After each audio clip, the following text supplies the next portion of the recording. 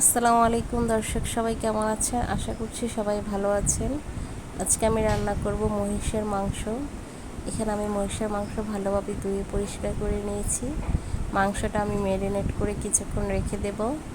দিয়ে দিয়েছি স্বাদ মতো লবণ, দিয়ে দিয়েছি আদা বাটা 1.5 চা চামচ, রসুন বাটা 1.5 চা চামচ, মরিচের গুঁড়ো 2 চা চামচ, হলুদের গুঁড়ো দিয়ে দেব পরিমাণ মতো 1 চা চামচ, দিয়ে দিচ্ছি ধনিয়া গুঁড়ো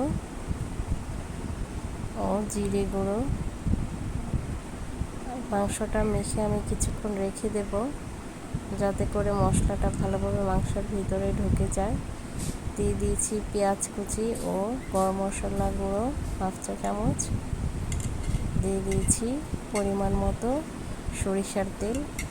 এখন আমি মাংসটা ভালোভাবে মেখে কিছুক্ষণ রেখে দিয়ে চুলায় বসিয়ে দেব। দেখুন কত সুন্দর ম্যারিনেট হয়ে গেছে। এখন আমি চুলায় বসিয়ে দিয়েছি, দিয়ে দিচ্ছি কিছু শুকনো গরম মশলা, দিয়ে দিচ্ছি তেজপাতা, লবঙ্গ, এলাচ ও দারচিনি। আমি আলুতে নুন হলুদ মাখিয়ে রেখেছি। মাংসটা সুন্দর কষানো হয়ে গেছে। এখন আমি প্রেসার কুকারে দিয়ে দেব। প্রেসার কুকারে দিয়ে আমি 5 থেকে 6টা সিটি দিয়ে নেব।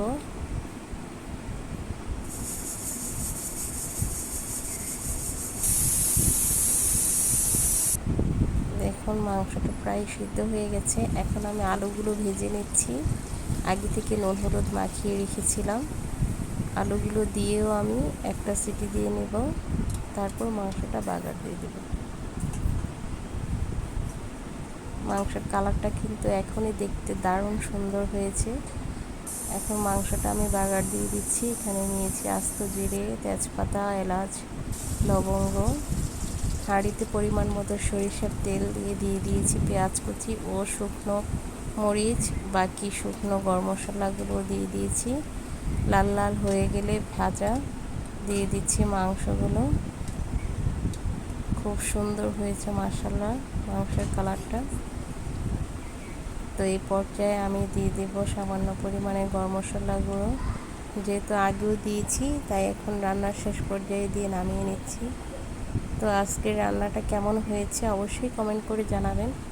সবাই ভালো থাকবেন, সুস্থ থাকবেন, রান্নাঘরের স্টেজের পাশে থাকবেন, আমার জন্য দোয়া করবেন। আল্লাহ হাফেজ।